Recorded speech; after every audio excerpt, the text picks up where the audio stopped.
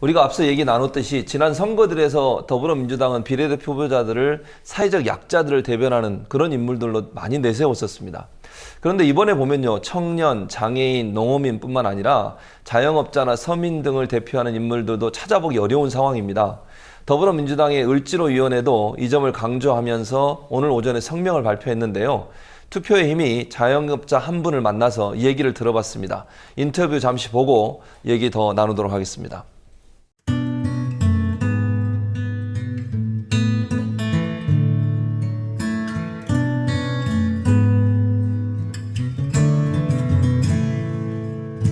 평일날에는 한 2시, 금요일, 토요일 같은 경우에 한 3시에서 4시 이렇게 끝나요.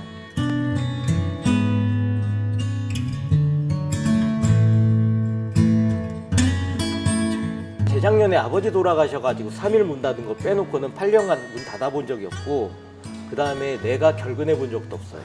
나는 일주일에 뭐 주 1일 휴무 이런 게 없어요.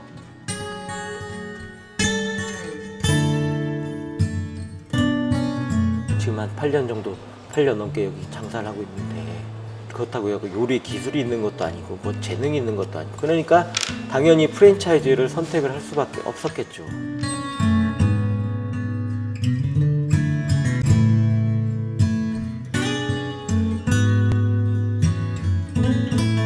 처음에 와이모 닭갈비집이라는 걸 했어요. 5년 딱 장사를 했는데 내용 증명이 들어왔어요. 이게 뭐냐? 라고 했는데 계약 해지를 통보를 한 거예요. 내가 영업 끝나니까 딱 바로 들어오더라고요. 조카가 들어와 있다 그랬죠. 본사 사장에 조카가 들어와 있다. 두 번째 자영업 프랜차이즈 시작하신 거예요? 네. 그 부분. 처음에 장사 잘 됐다가 사이클 도니까 뭐 미천이 드러나갖고 장사가 너무 안 됐어요.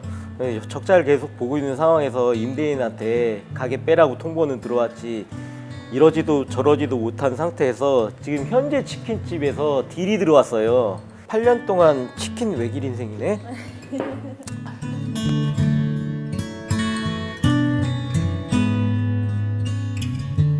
물류 비용들이 좀 비싸거든요. 물이라는 건 정확하게. 가령 뭐 치킨이라든가 닭이라든가, 그다음에 뭐 소스라든가, 그다음에 뭐 오일들, 이런 것들, 그런 비용들이 좀 비싸니까 지금 뭐냐면 마진이 조금 남는다는 거죠.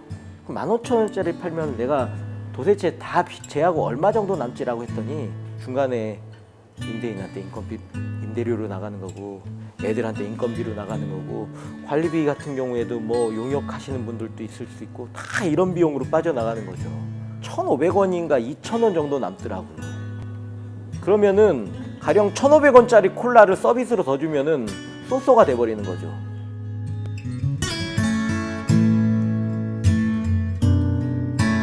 계약 기간은 이미 끝났고요. 그래도 주인이 좀 인심 써준다고 1년 반의 여유를 더 줄 테니까 그때까지만 딱 장사하고 털고 나가라. 올해 7월 달이면 그 기간이 끝나요.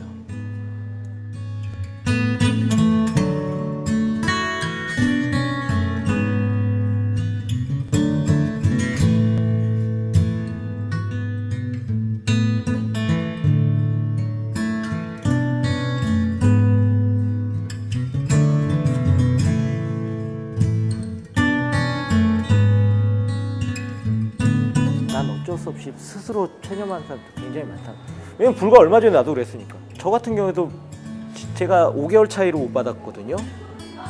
5개월 차이 얼마 안 되는 것 같죠. 근데 며칠 차이로 못 받으신 분들도 있어요. 그럼에도 불구하고 그냥 맨몸으로 나갈 수는 없어요. 왜냐면은 그러면은 그 얘기인즉슨 우리 가족이 정말 비참하게 이 시간 이후로 살아야 된다라는 의미하고 똑같거든요. 즉 건물주가 주장하는 재산권하고 제가 주장하는 생존권하고 두 개가 부딪혔는데, 법은 일방적으로 재산권을 손을 들어줬어요. 일방적으로.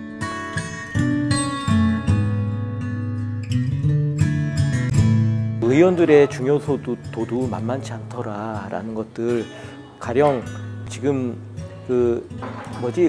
영업보장권 5년을 준 게 10년으로 들이밀었는데 지들끼리 그럼 5년으로 하지 해갖고 했대요. 목소리를 대변까지는 아니더라도 결국은 마지막에 딸랑딸랑 결정해 주는 사람이 누구냐 보면은 싫더라도 그 사람들인데, 싫더라도 그런 어려움에 처한 거를 해결할 수 있는 방법이 어찌됐든 정치라는 거예요. 네, 그렇죠. 그 중에 가용 수단 중에서 굉장히 효과적인, 효율적인 수단인 거죠.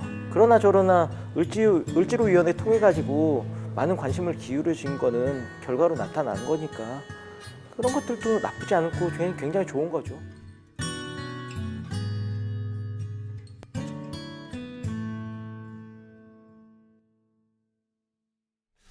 방금 이제 들으셨는데 네. 저렇게 치킨집에서 어려움을 당하고 있는 분들이 그렇게 얘기하시잖아요. 서민을 위로할 수 있는 게 정치다. 물론 욕하면서도 그들이 결정권을 갖고 있으니 어쩔 수 없다는 얘기를 하시는데 이거 이번에 비례대표 명단에 올라오신 분들, 특히 앞번에 배치되신 분들이 과연 을지로위원회처럼 서민들의 아픔, 서민들의 고통을 직접 경험했든지 아니면 돌볼 수 있는 어떤 경험이 있든지 그럴 가능성이 있는 분들이 얼마나 있다고 보세요, 고 기자님? 이분들은 이렇게 을지로위원회와 비교해서 표현하자면 갑돌이 갑순이들이죠. 네.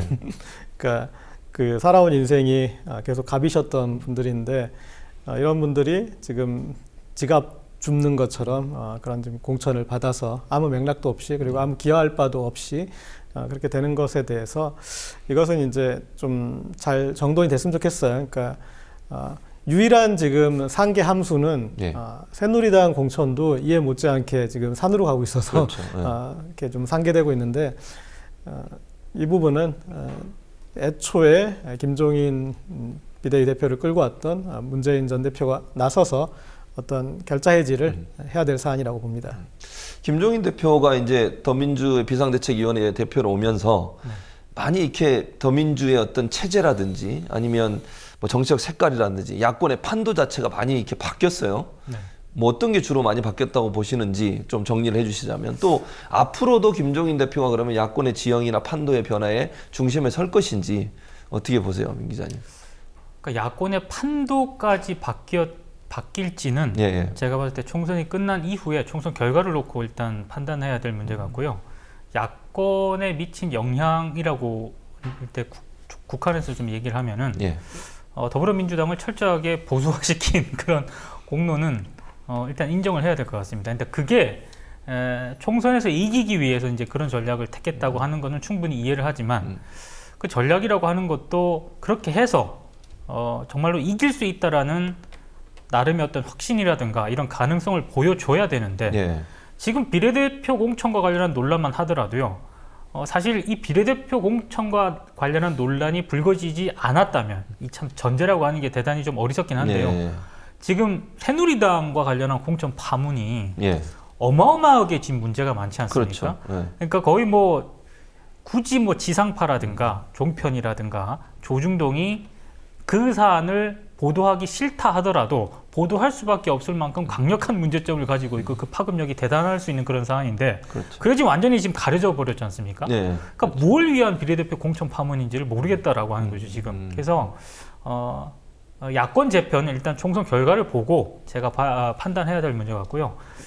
급격하게 지금 제1야당의 스펙트럼이라든가 정책 노선을 지나치게 좀 총선을 의식한 나머지 너무나도 한 큐에 그냥 보수화시켜 버렸다 하는 점은 변화라고 하면 변하겠지만 제가 봤을 때 굉장히 우려스러운 그런 변화라고 생각이 됩니다. 이번 예. 총선은 그러니까 한마디로 표현하면 욕먹기 게임 같아요. 그러니까 서로. 그 유권자들도 지금 판단할 때 누가 좋아서 누굴 예. 기대를 걸어서 이렇게 투표하시는 방식이 아니라 얘도 싫은데 쟤는 더 예. 싫으니까 그렇죠. 그리고 쟤는 원래 싫었고 예. 그러니까 아마 그 고를 선택지가 이제 그렇게밖에 없는 것 같으니까 뭐 양쪽 다 집토끼를 지키는 결집시키는 어떤 그런 움직임 지금까지는 없었거든요. 네. 그러니까 그래서 뭐 산토끼를 잡는다는 명분으로 집토끼들을 뭐 다 내쫓고 있는 상황이니까. 그렇죠. 그런데 모르겠습니다. 일단 선거가 이제 이 공천 국면을 넘어서서 이번 주에 어떻게든 이제 후보 등록을 하게 되니까 다음 주에 넘어가면 어떤 것을 이슈로 치러질지 모르겠습니다. 그러니까 공천 파동에 대한 걸로만을 치러지지는 않을 거예요. 그러니까 일단 계속 끊임없이 지금 대북 이슈가 있기 때문에 북한의 움직임에 따라서 그런 이제 그것도 영향이 있을 것이고 그리고 뭐 여러 가지 이제 그동안에 이제 좀 변수들은 또 지금 김종인 이 대표의 트레이드 마크는 경제 민주화하고 그다음에 경제적 이슈입니다. 그리고 지금 불황 국면이기 때문에 얼마만큼 이 현 정부의 어떤 경제적 어떤 실정에 대해서 책임을 물 것인가 이제 그런 부분들 더 지켜봐야 되겠지만 지금 공천 국면에서는 뭐 그냥 욕먹기 게임 그 이상도 이하도 아닌 것 같습니다. 근데 이제 문제는 지금 상황에서 이제 말씀하신 것처럼 네. 최상의 선택을 못하는 상황이잖아요. 결국은 예. 그런 상황에서 정말 이럴 수 있잖아요. 이거 특히 이제 더불어민주당이나 야권 지지층들 중에 이번 이런 그 비례대표 공천의 사태를 보면서 이게 더불어민주당이 과연 뭐 어쩔 수 없이 더불어민주당을 지지를 해서 총선에서 일정 부분의 지분을 확보한다 하더라도 그리고 나서 과연 그럼 서민과 또는 야권 지지층의 마음에 흡족하게 하는 또는 그들의 어떤 의사를 대변하는 정당으로 계속 갈 수 있겠냐는 거예요. 김종인 대표가 계속 있고 그 사람이 비례대표 들어와서 계속 대표로서 있는다는 가정을 하게 되면 그게 가능해지겠냐는 거죠. 흔히 정치는 네. 어제는 어제의 논리가 있고 네. 오늘은 오늘의 논리가 있다고 합니다. 그러니까 네.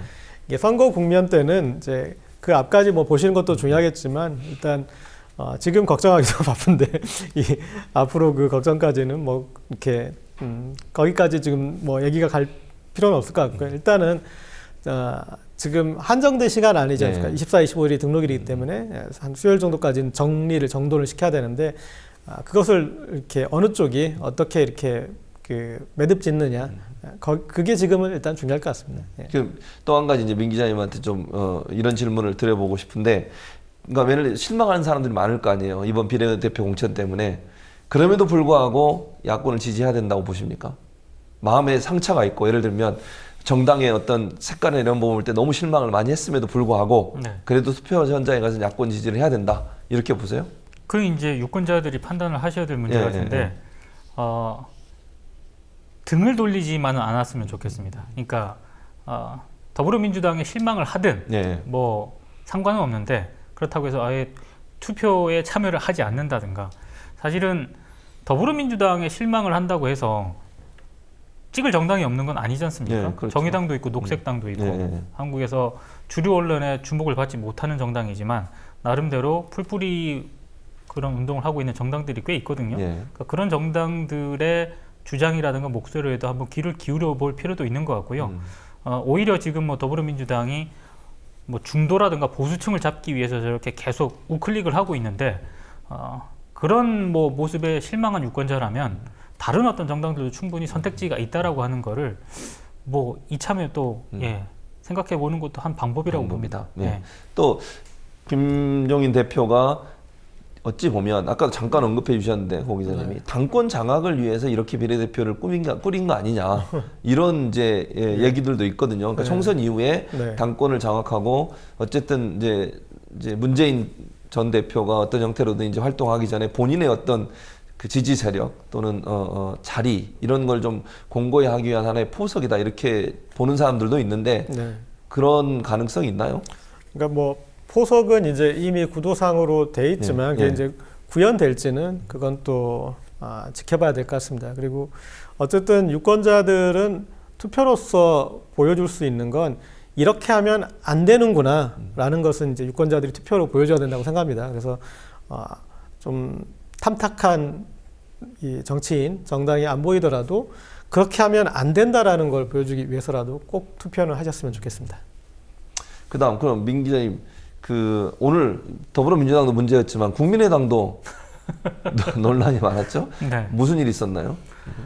아니 뭐 이게 국민의당도 사실은 워낙에 지금 새누리당과 더불어민주당이 공천 심사라든가 비례대표와 관련된 이런 문제가 워낙 크다 보니까 상대적으로 좀 주목을 덜 받았을 뿐이지 국민의당도 지금 공천 심사와 관련해서는 뭐 폭행 사태까지 뭐 벌어졌다는 얘기도 지금 보도도 있고요. 그래서 선거 관리를 담당하고 있는 핵심 책임자가 뭐 사퇴했다는 그런 얘기도 지금 전에 듣고 있는데 한마디로 지금 국민의당이 당을 출범시키면서 했던 그런 새정치라는 구호가 대단히 지금 빛이 발해서 너무 발해가지고 야권을 지지하는 이런 지지층들에게 글쎄요 굉장히 좀 실망감과 걱정되는 거는 정치 혐오까지 좀 좀 이동이 될까봐 그게 굉장히 좀 우려스럽습니다. 예. 마지막으로 고 기자님, 네. 이제 만약에 고 기자님이 김종인 대표한테